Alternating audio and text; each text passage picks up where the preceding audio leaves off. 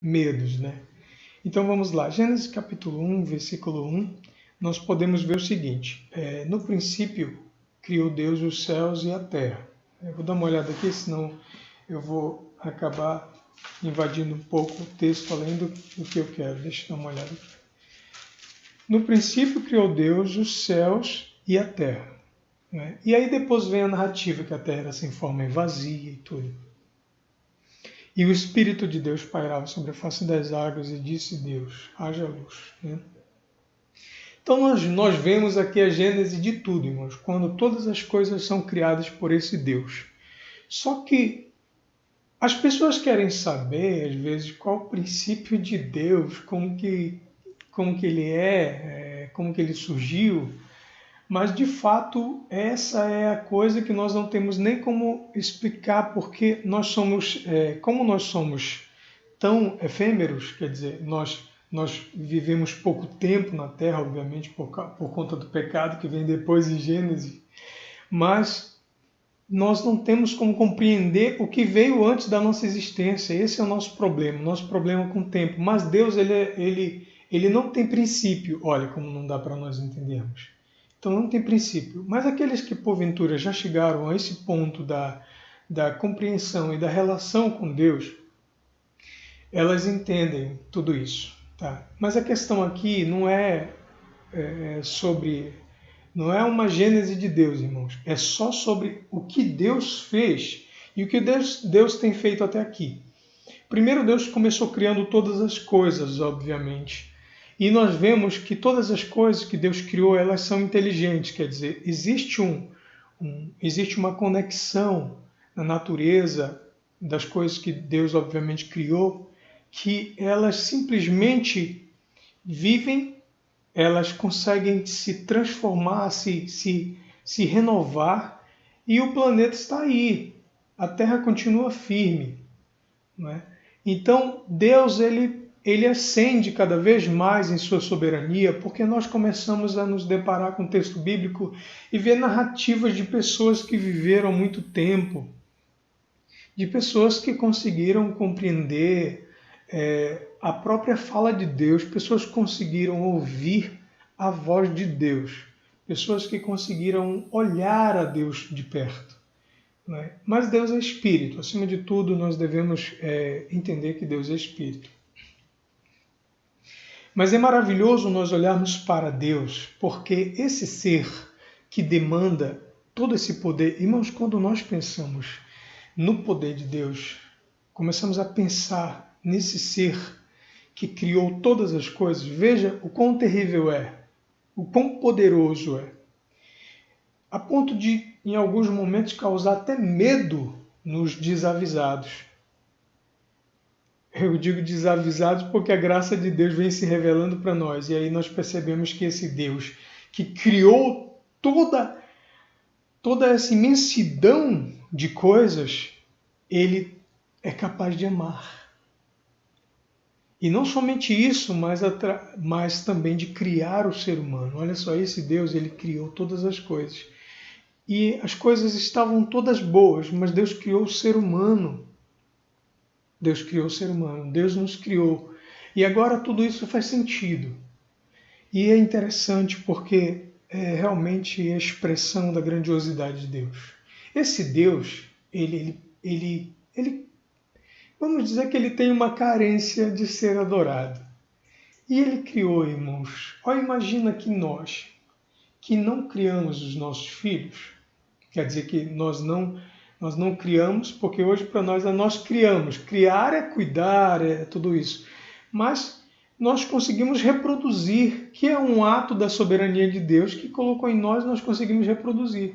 Mas que veja que criar para nós é o ato de cuidar. Enquanto que para Deus é um ato de gênese. Ele nos criou, ele nos formou do pó da terra. E aí nossos filhos vêm carinhosamente e nos fazem um afago e nós ficamos felizes. Assim também é Deus, irmãos. Só que Ele, de fato, nos criou. Ele, de fato, nos criou. Isso é maravilhoso, quando nós olhamos para Ele. O Salmo 119, o Salmo 19, versículo 1, fala que os céus manifestam a glória de Deus. Deixa eu dar uma olhada aqui, abra também a sua Bíblia aí. Salmo 19, versículo 1. É muito lindo esse salmo. Olha só, irmãos. Salmo 19, versículo 1. Os céus manifestam a glória de Deus, e o firmamento anuncia as obras de suas mãos. Não é? Os céus manifestam. Irmãos, os céus, quando você olha para o céu, diga-me, quantas vezes você não ficou estonteado de olhar para os céus? Meu Deus, o que é isso? Ao final do dia, quando o sol está raiando, quando você vem ao meio-dia fazendo uma caminhada e você decide de repente olhar para cima, você vê aquele sol que ofusca a tua visão, você fica pensando que Deus é mais forte do que esse sol, porque Ele mesmo criou esse sol. Então esse Deus, ele é soberano, Ele é extremamente poderoso, e Ele é amoroso, e Ele coloca a soberania dele à nossa disposição. E nós voluntariamente queremos adorá-lo, queremos reconhecer. Eu estou falando disso, irmãos, porque o nosso tema é só lhe deu glória, quer dizer, glória somente a Deus, né? Que é um termo latino, como as demais solas que a gente tem comentado, falado, que o pastor tem ensinado, que são sola fides, sola gratia, sola scriptura, Solus Christus e só lhe deu glória, né? As demais solas, as três solas, até o século XVIII eram essas três solas que se apresentavam nos textos dos reformadores. Aí no século XX para cá surgiu o Solus Christus, né? E depois só lhe deu glória. E é maravilhoso nós olharmos para isso, porque, na verdade, não tem como nós nos remetermos à história da reforma em si. E nós somos cristãos, somos evangélicos, reformados, como nós também nos classificamos, porque nós somos consequência de uma reforma protestante. Então, você pode ver no século XVI, com a reforma protestante em ascensão, ali no ápice, vamos dizer, com Martinho Lutero, quando pregou as 95 teses na capela de Wittenberg, né? E colocou lá, na capela de Wittenberg, colocou as 95 teses para discutir aquelas questões, que eram bastante intensas, bastante confrontadoras realmente da realidade católica apostólica romana, né?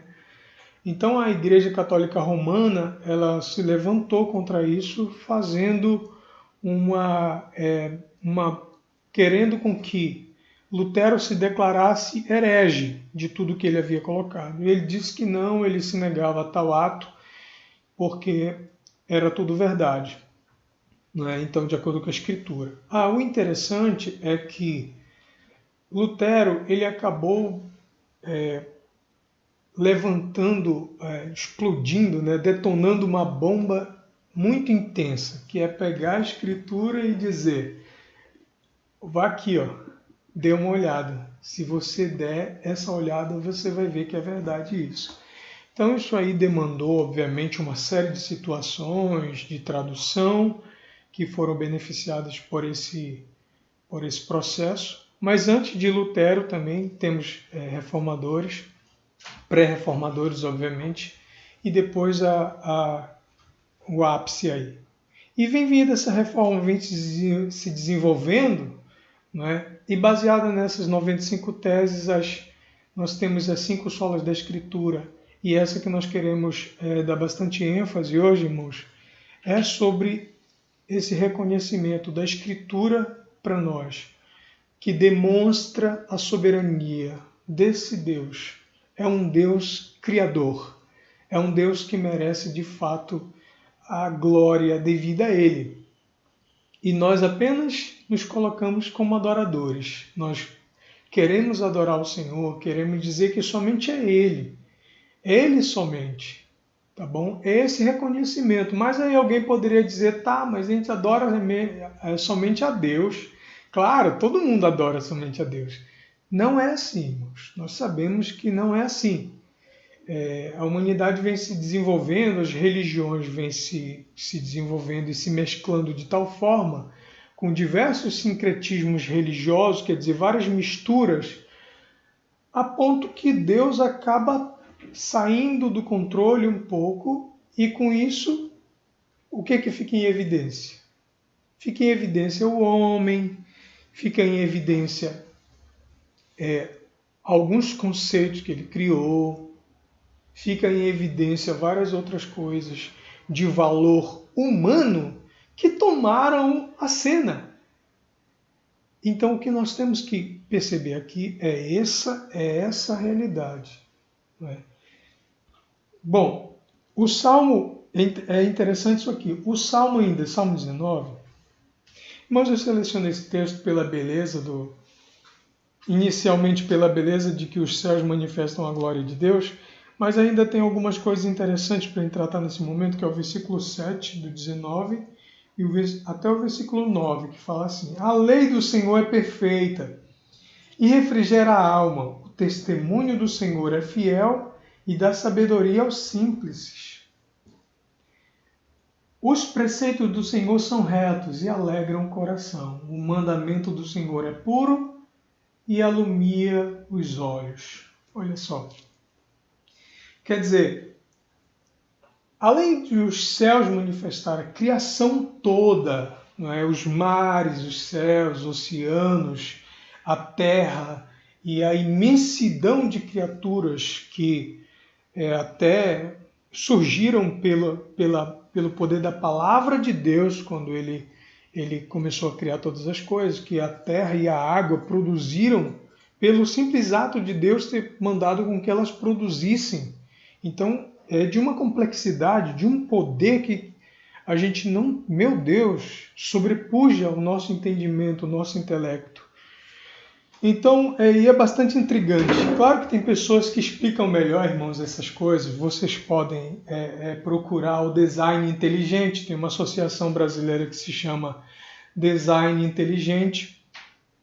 E talvez a gente deixe o link aqui, acho que a gente vai procurar e colocar o link aqui para você dar uma olhada. Mas eles procuram explicar de forma científica. São diversos cientistas brasileiros que fazem parte, não somente brasileiros, que fazem parte dessa equipe, não é? Desse grupo Design Inteligente. Eles vão explicar muitas coisas e muitos vão entender. Tá? Então, bom, o certo é que aqui a palavra de Deus deixa duas coisas ressaltadas para nós. É que Deus se revela através da criação, mas Deus se revela através, irmãos, das Escrituras. Quer dizer, esse Deus que nos dá essa condição intelectual para nós entendermos a vida e tudo o que está em nossa volta, obviamente, ele nos dá ele nos dá esses dois toques muito grandes, quer dizer, a gente percebe toda a natureza. Eu fico pensando como fica alguém que se diz ateu, como que ele fica, não é, diante de tudo isso? Sendo que a ciência se nega, não é que ela se nega, ela chega a um ponto ridículo de que não consegue explicar diversas coisas. E aí, simplesmente eles ficam em silêncio. Mas o que fica evidente para nós é que essa criação, irmãos, inclusive o Strong na Teologia Sistemática, volume 1, ele fala o seguinte, que a natureza ela causa em nós, causa uma invasão, né? Causa uma invasão na nossa compreensão humana de forma que quando nós olhamos a natureza, a beleza da natureza, lá no fundo você já tem um pensamento estranho que te diz: tem alguém que criou isso. Isso não pode ter surgido de alguma forma diferente, senão um ser supremo que criou tudo isso. E muita gente crê nisso, e nós estamos no caminho certo, porque nós de fato cremos que Deus criou todas as coisas, né? Que o Senhor, nosso Deus, criou todas as coisas. Bom, então por aí nós vemos essa afirmação de que a palavra de Deus é a revelação de toda a criação de Deus. É claro, irmãos, que eu já até comentei anteriormente, em outro momento, e o pastor também, é que a palavra de Deus ela não tem essa responsabilidade, ela não apresenta, o que ela apresenta para nós não é querer explicar como Deus criou as coisas. Você vê que a palavra de Deus ela não tenta explicar para nós. Você não vê em Gênesis nenhum texto explicativo que diz como que Deus disse para os mares produzirem espécies de animais. Não tem essa... a Bíblia ela não é um texto didático, não, irmãos. A Bíblia ela expressa os acontecimentos. Tem gente que fica louco, mas vai ficar louco. Porque isso vai desembocar, irmãos, na nossa salvação. No amor revelado desse Deus, que somente a Ele devemos dar glória. Tá? Então, bom, aí, dado a entender essas coisas, nós olhamos agora para o texto bíblico, não é? Onde nós conhecemos desde a criação até aí os acontecimentos vindouros, obviamente em Apocalipse, mas nós vemos que tem muita riqueza nisso, principalmente o Novo Testamento, como é um testamento já evidente para nós como algo que nós já herdamos, de uma salvação, de uma graça que veio se revelando e que nós simplesmente descobrimos que nós estávamos mortos e nós revivemos em Cristo. E que Cristo, irmãos, é Deus.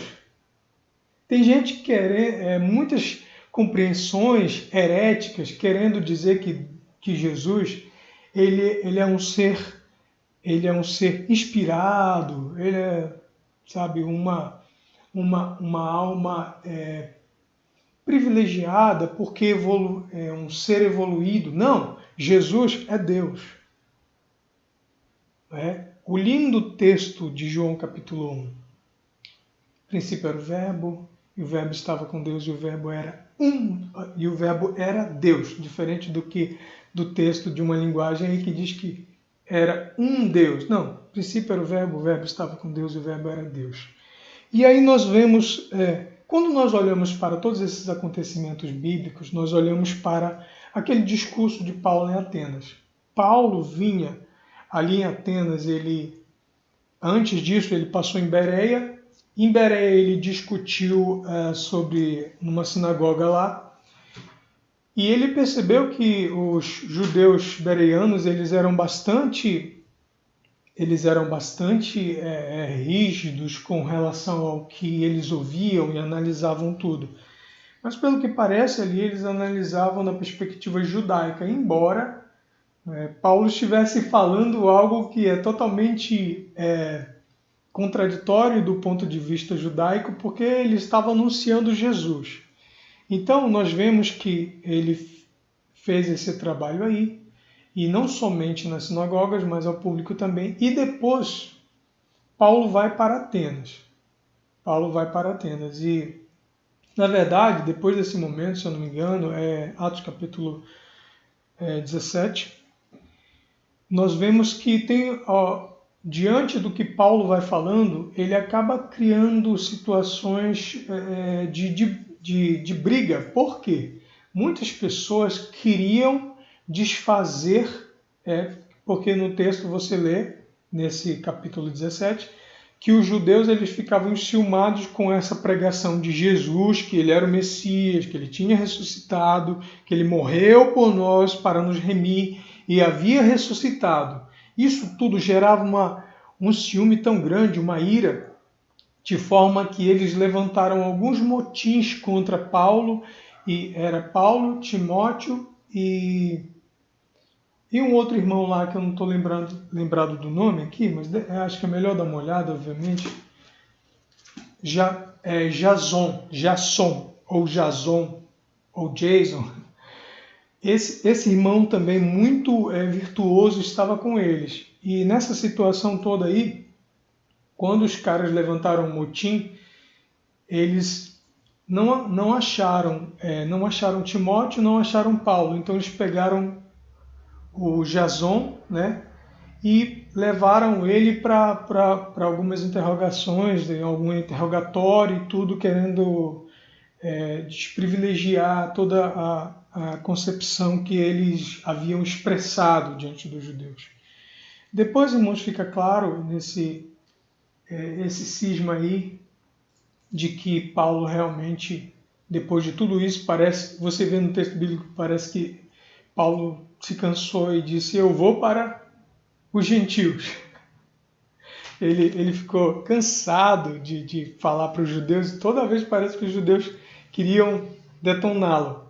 Então o que ele fez? Disse: eu vou para os gentios. Na verdade, isso aí é simplesmente a maior expressão verdadeira da graça de Deus, que pegou o evangelho, ele saiu de uma perspectiva, obviamente, que nasceu em berço judaico, mas ele explodiu de tal forma que não existia mais isso, irmãos. Rompeu toda a possibilidade daquela barreira anterior.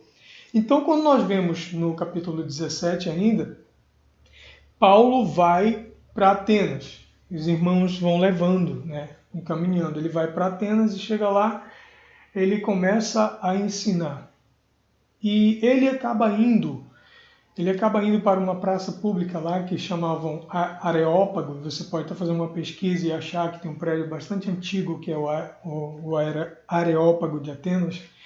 E lá os gregos eles tinham muito a perspectiva da democracia, da discussão, da oratória, da filosofia. Então eles faziam muito isso em praça pública. Então também era muito bom para eles, porque se alguém não tivesse de fato convicto de sua verdade, logo desistia e tudo. E Paulo começou a falar de Jesus, começou a falar quem era Jesus, falando todas essas coisas. Ele foi ensinando quem era o Cristo. E o pessoal por lá ficou intrigado, né, com tudo aquilo que ele ensinava. E Paulo ele tem um discurso interessante, que ele andando por lá, por Atenas, ele observou que haviam muitos ídolos por lá. E diante desses ídolos, no discurso dele, ele disse: olha, eu andei observando os objetos de vosso culto e vejo que vocês são muito religiosos. Mas andando por lá e observando os ídolos de vocês, eu achei um altar escrito ao Deus desconhecido. E este é precisamente o que eu estou anunciando a vocês. Então Paulo começou a dizer o seguinte: olha só, vocês estão equivocados. Vocês vão ter que abandonar o Deus de vocês e vão ter que adorar esse Deus que eu adoro. Esse Deus, ele criou todas as coisas. E aí ele vai falando da soberania de Deus. E aí praticamente é uma volta ao Gênesis, que ele fala que Deus criou todas as coisas. Atos, capítulo 17. Logo no início trata das questões problemáticas, mas depois, nos versículos iniciais, mas no versículo 15, ele vai a Atenas, tá? Versículo 16. E enquanto Paulo os esperava em Atenas, o seu espírito se comovia em si mesmo, vendo a cidade entregue à idolatria, né, de sorte que disputava na sinagoga com os judeus e religiosos, e todos os dias na praça com que se apresentavam. Eles tinham muito esse costume de discussão filosófica, de interesse público. E aqui ele aparece no versículo 18 que alguns dos filósofos epicureus e estoicos contendiam com ele e uns diziam: o que quer dizer esse paroleiro? E outros: parece que é pregador de deuses estranhos, porque lhes anunciavam Jesus e a ressurreição. Então esse homem fala muito. Olha que os atenienses, os gregos sempre gostaram de falar muito, mas eles acharam que parece que Paulo tinha uma pressa. A gente vê no discurso dele que realmente ele tinha essa pressa, a pressa de anunciar a palavra de Deus, de forma que eles disseram: olha, esse é um falador, rapaz, esse homem não para de falar. E ele fala de umas coisas estranhas, ele fala de um Deus que ressuscitou e tal. Então, ele falava de Jesus e da ressurreição. E aí, levaram ele para o Areópago, né? Dizendo, poderemos nós saber que nova doutrina é essa que falas? Porque para os atenienses, conhecer as coisas, deixá-las claras para que as pessoas soubessem, era um ponto positivo, né? E era um ponto ideal para Paulo. Então, por essas coisas estranhas, nos traz aos ouvidos, queremos saber mais o que vem a ser isto, não é?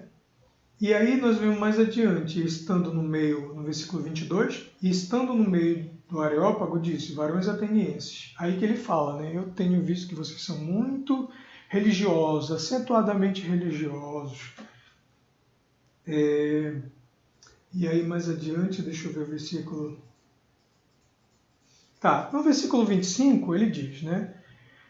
Nem tampouco é servido por mãos de homens como que necessitasse de alguma coisa. É o Deus, versículo 24, é melhor do 24.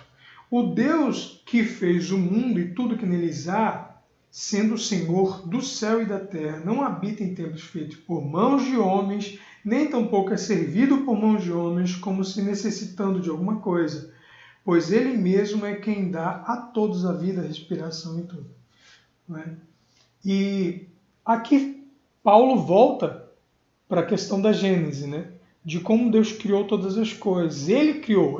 Paulo está colocando aqui o seguinte, somente Deus, esse Deus, somente Ele pode ser exaltado. Somente Ele, em detrimento de todos os outros ídolos que lá existiam. Paulo estava querendo dizer, pessoal, vocês abandonem esses deuses e sigam esse meu que é o correto. Aí dizem que toda pessoa que está querendo que os outros abandonem a sua ideia e peguem a dele, né, quer agregar, obviamente, aquele os quais está chamando, né? Mas o fato é que esse é o verdadeiro evangelho, que anuncia todas as coisas desde a criação e que anuncia que esse Cristo estava lá. O Cristo que nasceu da Virgem Maria, ele é o Cristo que existia, irmãos, antes. Ele é o Deus que se revelou. Por isso que fala Deus conosco, o Emanuel. O Emanuel. Então é maravilhoso porque Paulo, ele pega e começa a confrontar essa realidade. Por que eu estou usando esse texto aqui? Porque, irmãos, os ídolos, a gente tem que tomar tanto cuidado, porque às vezes nós podemos ser um ídolo. Não é aquele termo hedonismo, não é? Quando a pessoa se coloca acima de tudo e de todos e ela acha que ela praticamente um Deus, que os seus prazeres têm que ser saciados, porque afinal de contas ela é o centro de tudo. Então nós temos que entender o seguinte, que esse confronto de Paulo com essa cultura de diversos deuses é o nosso confronto de hoje. É algo simplesmente natural para nós ver que ainda existem milhões, bilhões de deuses, centenas, só em Atenas, alguns filósofos da época diziam que haviam centenas, né, de deuses. E nós temos que ver, claro que outros povos, como os indianos, por exemplo, aí eles têm bem menos. Eu acho que ninguém os supera na questão dos deuses que eles têm, né? Do quantitativo de deuses. É até uma população imensa mesmo. Então, Paulo coloca essa questão aqui, uma questão imprescindível para nós entendermos que é uma discussão totalmente relevante para o nosso tempo, totalmente relevante para nós entendermos que nós somos cristãos e que, portanto, nós adoramos somente a Deus, somente a Jesus Cristo. Tá? Ele é o Senhor. Às vezes, algumas pessoas querem falar assim, como se falar a Deus, como se falar em Jesus e depois falar em Deus fosse uma regra contrária. Na verdade, irmão, Jesus é Deus. Tá? Então a gente não precisa ter essa preocupação. Tem algo muito interessante aqui de uma narrativa, irmãos. Eu peço desculpa para os irmãos porque o nosso computador não conseguiu acessar aqui essa informação, mas eu tenho um recorte bem interessante daquela época dos poetas, daquela época de Paulo, né, que diz bem assim: Epimênides orou com voz profunda e cheia de confiança. Ó tu, Deus desconhecido, contempla a praga que aflige esta cidade, e se de fato tens compaixão para perdoar-nos e ajudar-nos, observa este rebanho de ovelhas, revela a tua disposição para responder. Eu peço fazendo com que qualquer ovelha que te agrade deite na relva em vez de pastar, e as que escolheres serão sacrificadas a ti neste lugar, reconhecendo nossa lamentável ignorância ao teu nome. Achei interessante isso aqui. E tem uma narrativa que eu vi um tempo, eu não me lembro, eu não consegui, não busquei na verdade, vou até procurar, de que houve uma praga em Atenas mesmo, um tempo. Alguns dizem que é uma história mítica, que houve uma praga lá, muito grande, e aí eles tiveram que recorrer a esse Deus desconhecido. Eles pensaram, poxa, nós já rogamos a todos, então vamos tentar um Deus desconhecido? Acho que eles fizeram isso, né? E essa narrativa desse poeta aí, que eles pegaram e fizeram um altar lá. E esse altar era justamente ao Deus desconhecido. E Paulo vem e diz, é estranho, porque Paulo fala, eu acho que não foi como uma armadilha, né? Não foi como uma armadilha. Eu peguei vocês, né? Eu vou usar isso aqui para... Não sei, Paulo deveria ter conhecimento sobre essas questões. E aí ele falou isso, expôs, né? Então fica evidente para nós, irmãos, dado o tempo, a época, e naquele tempo ninguém recriminava as demais pessoas por ter os seus deuses lá, mas o interessante é isso. Será que deu sinal do vídeo aqui? Ou não? Não. Não, porque é live. Ah, tá. Gente, então, irmãos, olha, quem quiser pode dar a sua opinião aí, pode fazer alguma pergunta que, porventura, possamos responder. O pastor Tagino está aqui ajudando, então ele poderá tirar alguma dúvida e eu também, na medida do possível. Tá bom? Mas a nossa intenção mais é recorrer ao texto mesmo. Tá? Mas o interessante, irmãos, é que Paulo ele discute com alguns filósofos estoicos e epicureus, né? E essas linhas filosóficas, elas têm no estoicismo, por exemplo, a felicidade está na negação do prazer. Então é uma coisa mesmo que, como se Deus se confundisse com a natureza, alguma coisa do tipo, meio que panteísta. Deus está na harmonia, Deus está na totalidade. Vejam que Paulo estava discutindo com pessoas que tinham uma religiosidade, que tinham um pensamento filosófico, pessoas que estudavam e desenvolviam teorias e eram reconhecidas pelo seu conhecimento diante da sociedade, mas que eles sempre buscavam a sabedoria de forma que o ser humano ficasse no centro. E Paulo vinha dizer que não. Nós deveríamos adorar a Jesus e nossa vida deveria acontecer em consequência dessa adoração. E o panteísmo, né? E o epicurismo, que o prazer moderado, a ausência de dor, libertação do medo, do sofrimento. Portanto, os epicuristas, eles diziam que a pessoa precisava se libertar do medo, de alguma influência de algum Deus que lhe causasse temor ou tremor. A pessoa deveria se livrar disso, porque assim ela teria uma vida intelectual mais livre, ela poderia raciocinar sem ter influência de deuses ou coisa do tipo. Mas Paulo estava falando exatamente de um Deus que nos leva a uma compreensão de vida totalmente diferente, que na verdade nos tira do centro.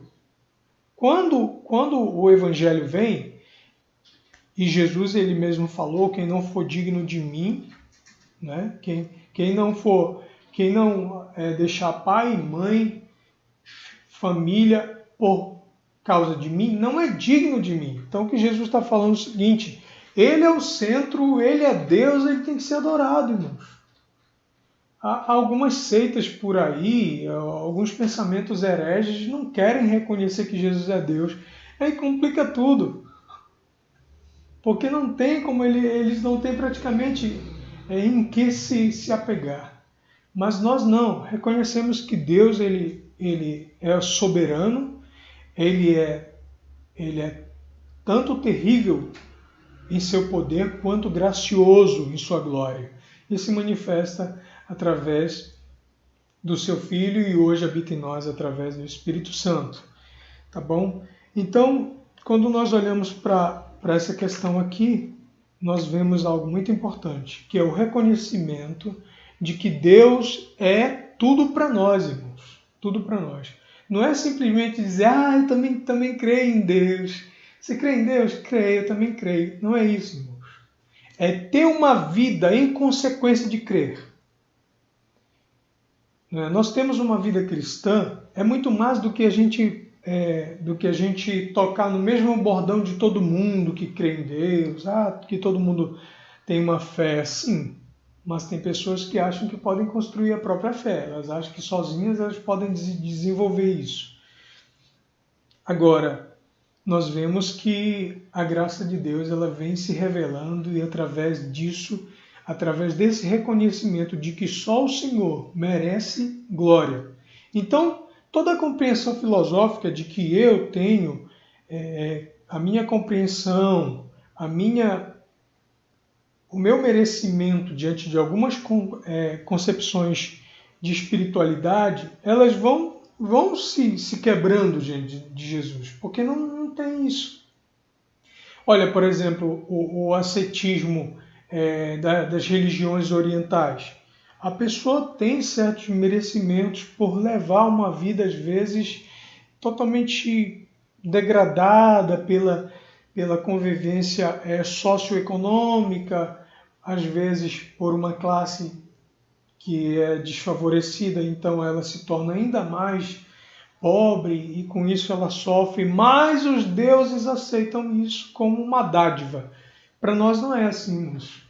Para nós não é assim. Para nós vemos que a obra é de Deus e Jesus Cristo realizou a obra maior, com o sacrifício para nos beneficiar. Um sacrifício.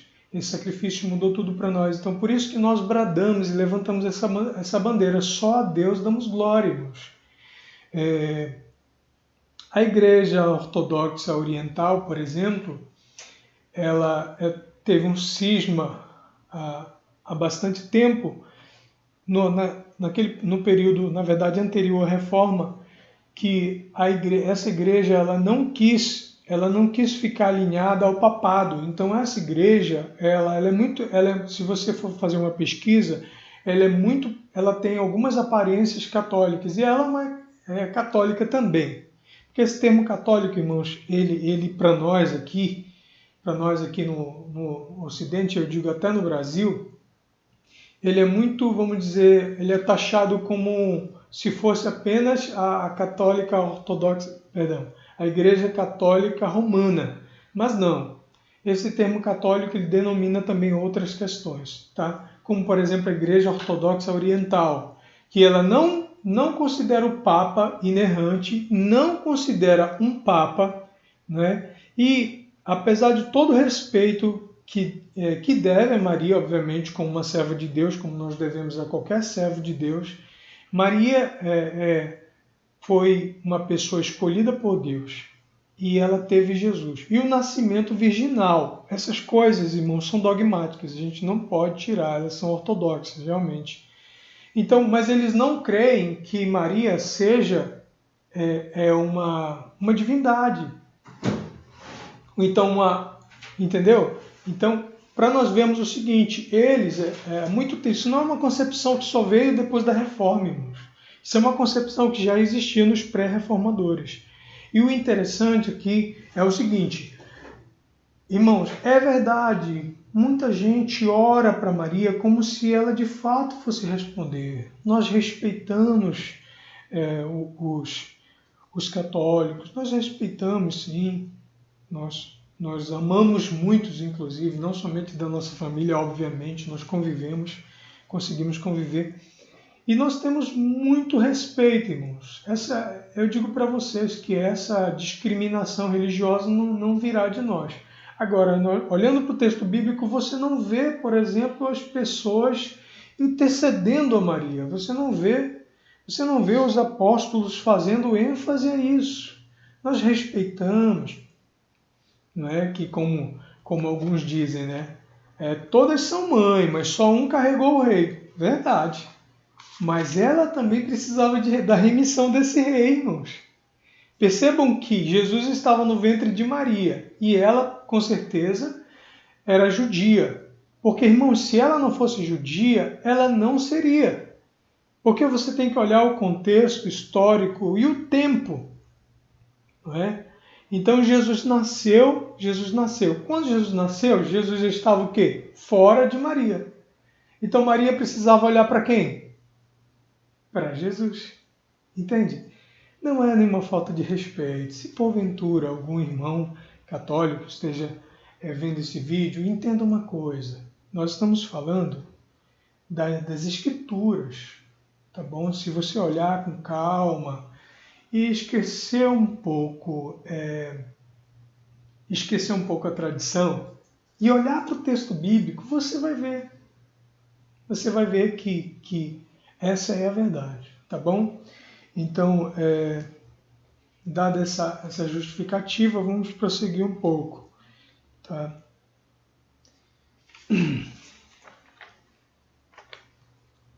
Bom, tem algo interessante, irmãos, aqui. Vamos dar uma voltadinha. Atos capítulo 14, versículo 8. E estava sentado ali, nós vamos até o versículo 18, tá? Vamos tentar fazer bem rápido isso. 14, 8 a 18, Atos, tá?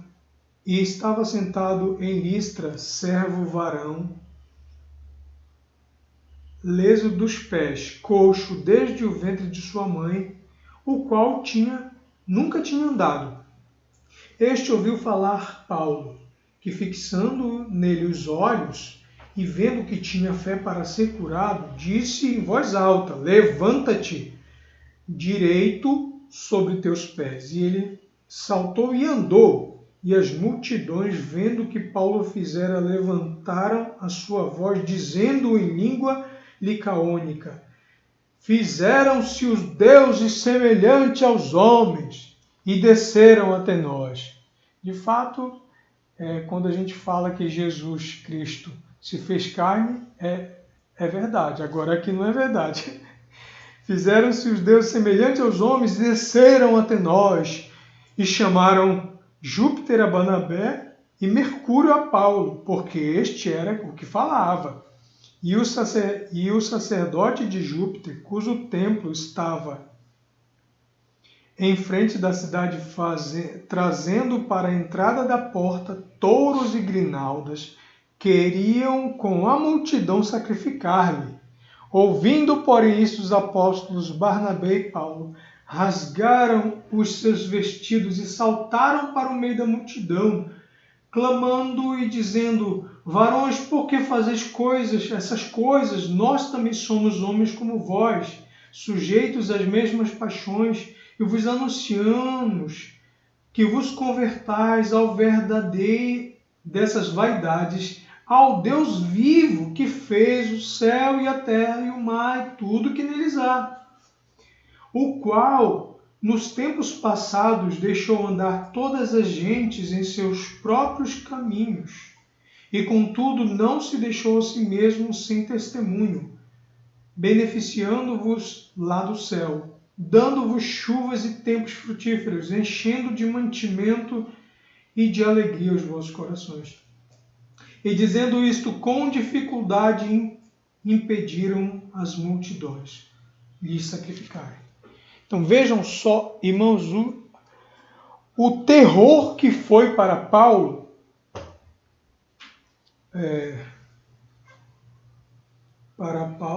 e para o outro, Barnabé.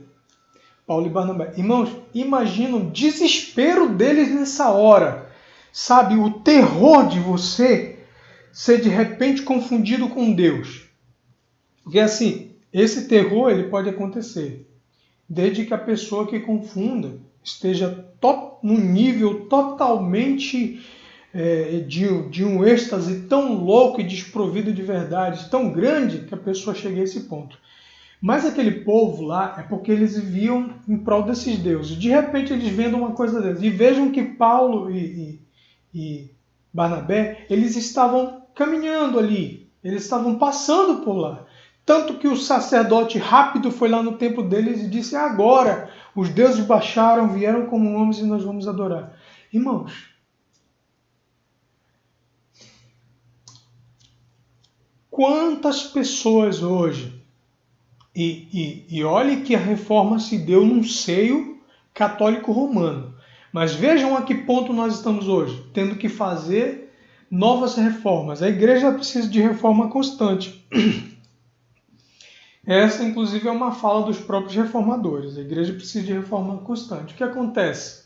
Hoje tem muitos pastores que eles se nomeiam apóstolos, eles se nomeiam pós-apóstolos, eles se nomeiam pai não sei o que lá, que é pai dos apóstolos, no caso. Então, irmãos, vejam a desgraça total em que essas pessoas estão envolvidas, de forma que elas se nomeiam semideuses. Eles chegam ao ponto, alguns chegam ao ponto de dizer que são deuses. Só que quando você vê, por exemplo, os caras que dizem que são Jesus, eles geralmente não são de uma igreja provindos de um seio evangélico. Geralmente eles vêm de um sincretismo. Geralmente, às vezes, é espírita e ele se acha meio espírita, meio evangélico. E nessa onda de vai e vem, alguns acabaram achando que eram Jesus. Então, irmãos, o que acontece aqui? É um cuidado que nós devemos ter. Sabe, a palavra de Deus, e eu gosto de ressaltar isso aqui, a palavra de Deus, ela nos leva a um criticismo grande. Por quê? Irmãos, se nós não reconhecemos que temos que usar o nosso senso crítico, o que vai acontecer quando alguém se apresentar algumas coisas e até algumas evidências, que são falsas evidências, de que alguns milagres aconteceram e que, portanto, nós devemos acreditar que aquela pessoa está fazendo ali? E às vezes, irmãos, são truques, são pseudo-milagres, são mágicas, são truques. Entendeu? Então, o que acontece? A palavra de Deus nos leva... A gente poderia dizer, mas isso aqui aconteceu no tempo de Paulo, né? Que ele estava no seio da idolatria ateniense e isso aconteceu lá e não acontece aqui. Não, isso acontece aqui sim. Acontece aqui. A diferença é que, mas não tem ídolo, fulano não, ele diz que ele é inspirado por Deus e que ele teve uma revelação que ele é o segundo homem e que ele é um Cristo, é um outro Cristo. E ele fez um milagre, ele curou fulano de tal e aí a pessoa começa a acreditar. Então, Deus só lhe deu glória, irmãos, somente a Deus. Tá? Isso envolve toda uma questão do nosso conhecimento, da nossa perspectiva intelectual, da nossa espiritualidade. Em que nós cremos? Quais são as coisas que movem o nosso coração? Será que nós somos atormentados por um desejo louco de querer ver um milagre, de querer, vislumbrar coisas e tal, que porventura os apóstolos viram, vivenciaram? Porque eu vou pagar um preço muito alto até provar que essas coisas acontecem? devemos tomar cuidado. Porque nesse reconhecimento de que só a Deus devemos dar glória. Então, quanto tempo ainda temos? Eu estou gastando o teu tempo? Já foi 1 hora e 13 minutos. Quer comentar isso? Finaliza, pode. Tá bom. Ok. Irmãos, é a recusa da honra. Nós vemos que Paulo, ele fez a recusa instantânea. Nós não devemos ter um despreparo espiritual a ponto de nós sermos, depois nós falarmos, não, mas foi acontecendo e eu acabei me envolvendo nisso. Não. Ou nós servimos a Deus, ou é só a Deus que damos glória, ou então nós somos fracos, vamos ser místicos, sincréticos, nós não seremos cristãos, Não seremos cristãos.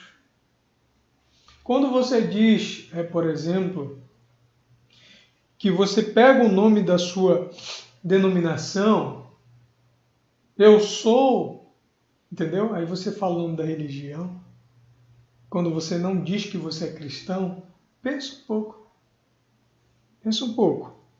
Então é interessante a gente discutir isso aí. Bom, eu tinha algumas teses aqui de Lutero que eu gostaria de falar, mas eu acabei realmente tendo essa dificuldade aqui.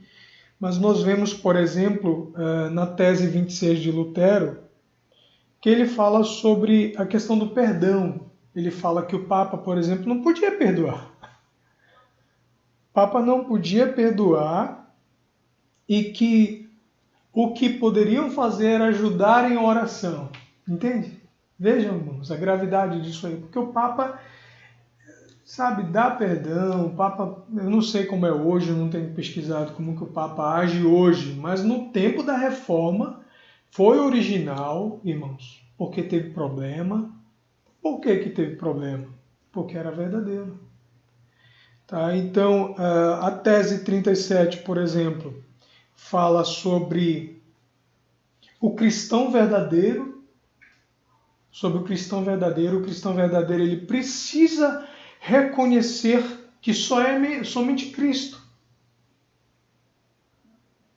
Depois você pode pesquisar essas teses aqui, porque eu estou só com resumo. Eu não tive como pegar agora e não dá realmente.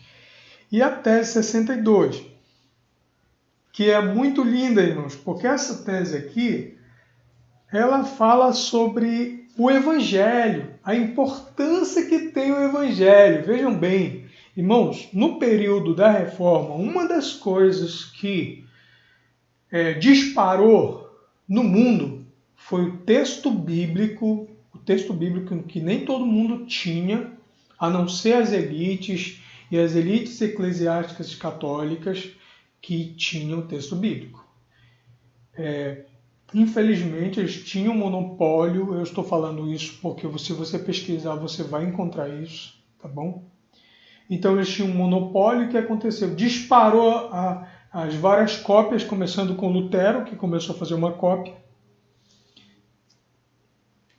Tem um livro chamado Do Alto da Babilônia, alguma coisa assim. Acho que é do alto do cativeiro da Babilônia, que Lutero escreve e explica algumas coisas sobre a questão da tradução, que ele precisava trabalhar com veemência e trabalhou com veemência, com apoio de alguns reis, né? Então, irmãos, enquanto isso, na verdade, o que o Papa queria era decapitá-lo.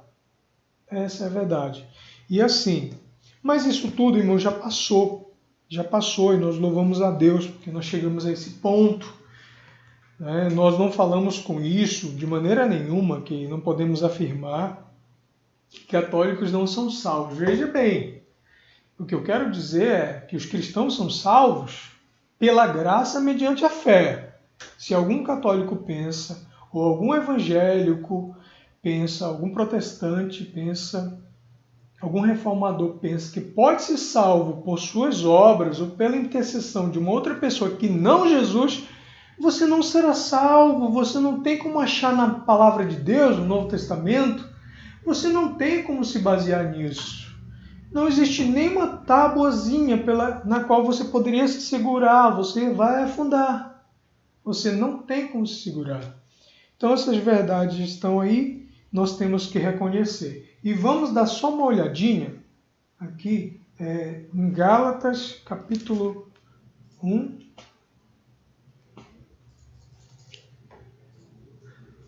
Vamos lá. Vamos dar uma olhada em Gálatas, capítulo 1. Tá. Capítulo 1, versículo 10, irmãos. Olha que maravilhoso.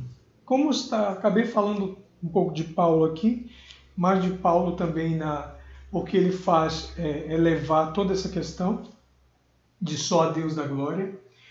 Versículo 10, Gálatas capítulo 1, versículo 10. Porque persuado eu agora a homens... Qual é a linguagem que o senhor está usando aí, pastor? NVI. O senhor está usando qual? Deixa eu ler essa aí, então. Tá, eu vou ler NVI, tá? Gálatas 1, 10. Acaso busco eu agora a aprovação dos homens? Ou a de Deus? Eu estou tentando agradar homens? Ou se ainda estivesse procurando agradar a homens, não seria servo de Cristo. Irmãos, é isso. É só a Deus da glória. É nesse ponto que nós estamos agora. Nós louvamos a Deus por todos esses acontecimentos que vêm se desenrolando até nós hoje, enquanto a igreja precisa de reforma, que muitas igrejas estão seguindo aí, muitas igrejas de viés neopentecostais e até pentecostais e até reformadas, dando o braço a torcer por humanismos, por teorias positivistas, por pseudo-teologias, sabe? Por teologias totalmente antibíblicas, justificativas de teorias, de ideias que colocam o homem como construtor de sua história, Não, nós precisamos olhar para Deus, só lhe deu glória, tá bom? Amém, irmãos? Glória a Deus. Amém.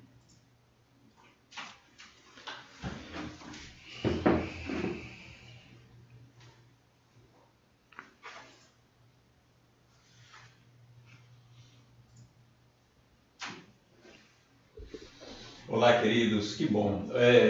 A gente está esperando que você coloque perguntas, tanto no chat do Meet, que nós temos um grupo privado para os membros da igreja, quanto o chat do próprio YouTube. Então você tem liberdade de fazer a sua indagação, a sua pergunta, e aqui a gente trata realmente para tirar as suas dúvidas, se nós pudermos, tá bom? Então, e você já traz isso dessa forma. Um texto que eu gosto muito quando se trata dessa temática, 1 Coríntios, capítulo 10, versículo 31. Ele diz, quer comais, ou bebais, ou fazer qualquer outra coisa, faça tudo para a glória de Deus. Eu não sei se você prestou atenção nas outras 4 solas, mas essa sola, essa última, parece assim que ela tem uma profundidade tão grande, John, uma profundidade tão grande porque ela mexe na intenção humana, ela mexe nos sentimentos oriundos e não só faz menção à grandiosidade de Deus, aquele que criou todas as coisas, mas também trata o homem a viver uma vida prática, piedosa, um negócio bem mais detalhado sobre a vida cristã. Dar glória a Deus em todos os aspectos possíveis. A gente sempre fala sobre culto cristocêntrico e não culto antropocêntrico. Então a gente sempre diz essa condição em dar glória a Deus, Ele como o personagem principal, como essa pessoa que vai receber isso tudo. Mas a gente sabe também que toda a perspectiva humana, ela precisa ser conduzida a essa ideia, como Deus que criou todas as coisas, como o John sabiamente relatou, descreveu toda a história para tentar mostrar para a gente um pouco a grandiosidade de Deus, né, aquilo que Deus fez, as fragilidades humanas quando se trata desse assunto. Mas o que nós precisamos entender, queridos, em toda essa perspectiva, é que quer comais ou bebais, ou seja, qualquer coisa que você faça, tudo que você faça, você precisa entender que Deus precisa ser glorificado. Você está fazendo arroz agora em casa? Tá? Está fazendo arroz, fazendo a comida, e se o arroz queimar? Glória seja a Deus. Eu sempre digo aquela ideia de alguém está andando na rua, pegou uma topada, arrancou a unha. Ele diz o quê? Bom, deveria dizer glória a Deus, porque eu arranquei a unha, né? Glória a Deus. Mas muita gente não usa desse artifício e acaba xingando todo mundo. Hein, pastor? Porque, assim, que essa alegoria sirva para muita coisa na nossa vida, porque de repente a gente pega uma topada e aquela unha arranca. Mas a unha que arrancou pela tribulação do momento, da batida, é a unha que vai ser substituída por uma nova, porque só Deus fez isso. Amém. Né? E por mais que a pessoa perca um dedo, mas ainda vão lhe sobrar alguns, né? É verdade. Então verdade. A dor, ela é interessante a refletir sobre a questão da dor, do sofrimento, porque esse Deus, ele nos faz sobrepujar ao sentimento de dor. Né? Quando a gente passa por momentos de dor, e eu posso falar disso porque já passei por vários momentos de dor, agora estou saindo, né? Mas nós olhamos para Deus e vemos que a soberania dele sobrepuja esse momento que a gente está vivendo. Que se a nossa espiritualidade ela não consegue atravessar o momento de dor, aonde está a glória para Deus nisso? Só em Deus. E o que eu quero dizer? Só em Deus, porque Ele é Deus. Mas e nós que somos agentes de adoração? Nós mesmos somos filhos de Deus. Né? Eu acho tão lindo quando a gente vê, por exemplo, que Deus pegou e formou o homem do pó da terra. E Deus disse, façamos o homem a nossa imagem e semelhança. Que coisa maravilhosa. Quer dizer, nós temos em nós essa necessidade. Até Strong fala, né, no volume 1, que nós temos uma expressão natural. A maioria das pessoas elas ficam pensando que a natureza ela é gerada em Deus. Ela é gerada em Deus. Esse ser, ele não é como qualquer pessoa, ele é um Deus. Ele cita lá vários autores que comprovam, né, de suas falas e tudo, dessa percepção. Muito legal, John. Legal. E não só da dor, mas da perda, né? Da perda, O texto bíblico diz melhor você ir sem uma perna para o céu do que todo o corpo ser levado ao inferno.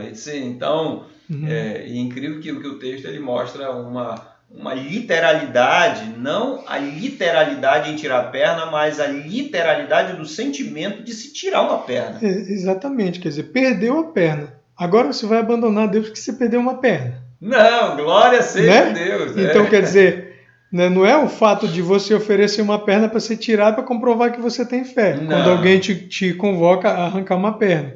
Mas num acidente, você não cometeu nenhum pecado escandaloso, né, saiu de casa depois do café da manhã, beijou sua família, sofreu um acidente e ficou paraplégico. Por causa disso, você vai abandonar a sua fé. Como então é essa sua espiritualidade? É isso que Jesus questiona em nós. Verdade. Quer dizer, melhor eu ir paraplégico, né, do que ir para o inferno. Eu tô bom, do que às vezes a pessoa diz, não importa, o que importa é o quê? A saúde. O resto a gente corre atrás. E a espiritualidade? Porque a espiritualidade coloca tudo em xeque. É verdade. Né? Verdade mesmo. E vamos dar uma olhadinha aqui rapidinho no nosso chat do Meet. Olha, o chat do Meet não tem nenhuma pergunta. No YouTube nós temos a irmã... Nós temos assim várias várias frases aqui, tal, mas nenhuma pergunta em si. Tem um comentário da irmã Bruna. São 2 comentários. O homem em sua... Vê aqui, né? O homem... Cadê? O homem em sua natureza tem muito em... obrigado. Opa, melhorou. O homem em sua natureza tem muito em sua essência. O egocentrismo, ele se orgulha de seus feitos e acaba sendo o centro. E às vezes as pessoas veem que esse homem como um Deus, e o respeitam e o glorificam. Isso é sério, né, John? Isso é lastimável. Lamentavelmente vamos nessas pessoas, o mundo sendo endeusados, imitadas. Precisamos levar Deus a todos, a exaltar e a glorificar, e Ele é digno de toda glória. Aleluia, isso mesmo. É exatamente isso. Isso mesmo. O que nós precisamos é entender que Deus ele precisa ser glorificado. Tira o homem, não é por causa do homem, é apesar do homem, é apesar de nós, é apesar de nós sermos tão frágeis, tão corruptos em nossa essência, tão deploráveis, tão vios em nossa construção, e Deus, sendo bondoso, sendo misericordioso, nos proporcionou a honra de dar glória a Ele. A honra de dar glória a Ele. Então, a gente quer deixar aqui, irmãos, essa mensagem maravilhosa que deve reger a nossa existência, agradecer o irmão Alain John com a sua participação maravilhosa também, tá bom? E como o iniciozinho da nossa live ela ficou no mudo por culpa minha novamente, eu queria pedir pro irmão Alain cantar um hino para a gente colocar lá no início, tá bom?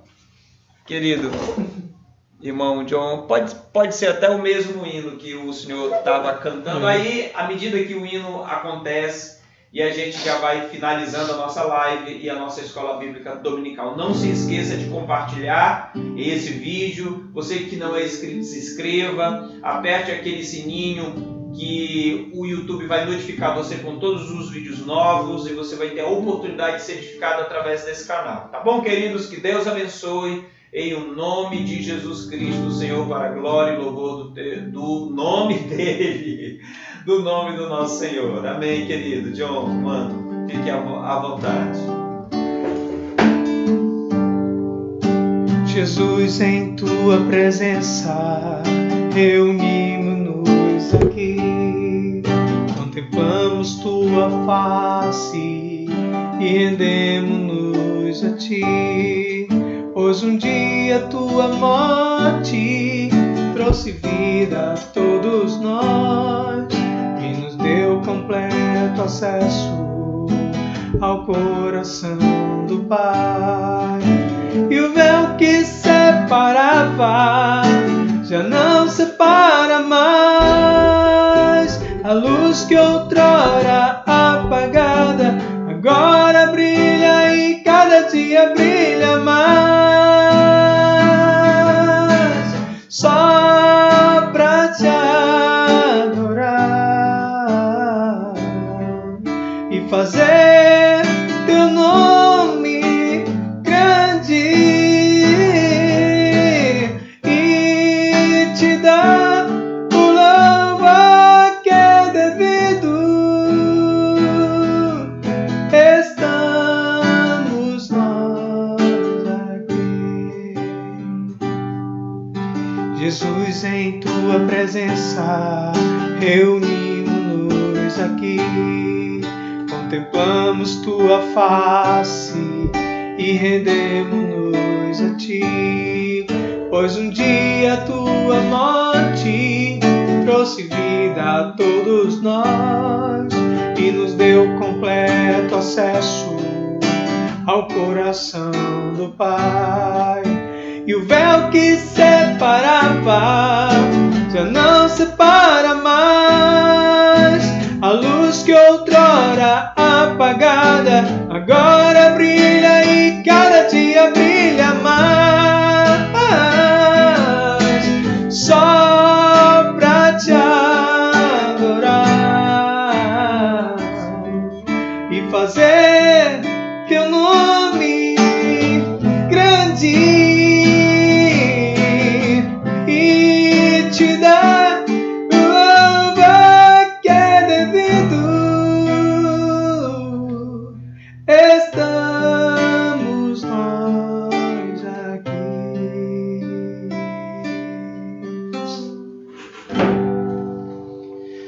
Aleluia! Aleluia! Não se esqueça de hoje à noite, a partir das 7 horas, nosso culto de celebração, culto de adoração ao nosso Deus. Não se esqueça, 7 horas, ao vivo. Vamos ter também a nossa sala privada no Meet, tá bom? Para toda a igreja da comunidade cristã e o chat do YouTube para qualquer pessoa fazer pergunta que a gente vai estar respondendo ao vivo, tá bom, queridos? Que Deus abençoe em nome de Jesus. Amém. Glória a Deus. Até mais. Graça e paz.